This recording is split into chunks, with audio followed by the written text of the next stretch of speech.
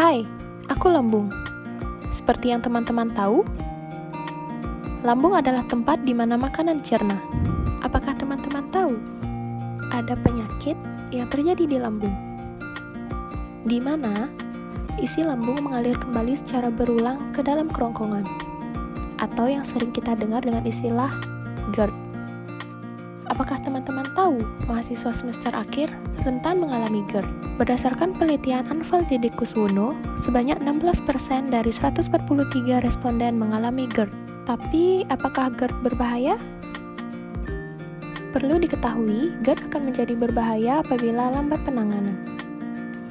Nyatanya, banyak orang yang menyepelekan gejala GERD.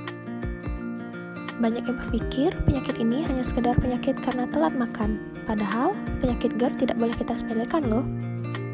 GERD dapat meningkatkan munculnya risiko penyakit lain, seperti radang kerongkongan, yang berpotensi menyebabkan kanker kerongkongan.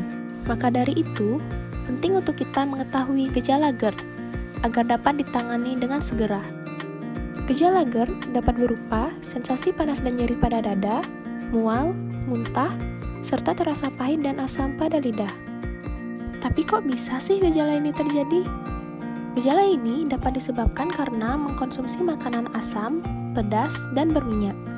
Selain itu, juga dapat disebabkan oleh kelainan genetik, hormon dan stres, berat badan berlebih, dan penggunaan obat NSAID. Wah, serem juga ya. Tapi tenang, GERD juga dapat dicegah kok. Yuk simak caranya.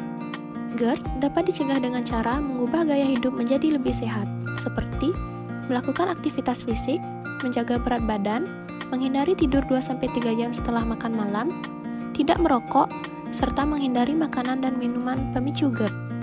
Jika sudah terlanjur terkena GERD, kita bisa melakukan perawatan, seperti makan dengan porsi kecil tapi sering, dengan makanan berprotein tinggi tapi rendah lemak, makan dengan perlahan dan mengunyah makanan dengan benar, dan yang terpenting, jangan stres ya teman-teman. Berarti tidak perlu minum obat dong? Perlu dong, ayo simak lagi agar lebih paham. Ada obat yang digunakan saat terjadinya serangan GERD. Serangan GERD itu adalah ketika timbulnya gejala. Dan ada juga obat yang digunakan untuk pemeliharaan, di mana pemeliharaan adalah saat sudah selesai terjadinya serangan, dan dilakukan untuk proses penyembuhan. Ketika serangan terjadi, bisa mengkonsumsi antasida. Fungsinya untuk menetralkan pH asam lambung.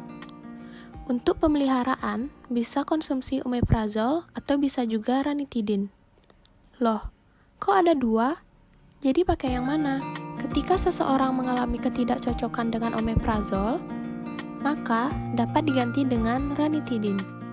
Perlu diketahui juga efek samping yang ditimbulkan dari obat-obatan tersebut. Apa saja sih? Efek samping dari antasida diantaranya adalah sembelit, rasa berkapur, kram perut, dan muntah. Efek samping dari ranitidin adalah rasa gelisah, kerontokan, sembelit, kebingungan, mual dan muntah, dan juga diare. Sedangkan efek samping dari omeprazol adalah sakit kepala, sakit perut, diare, mual, muntah, dan perut kembung.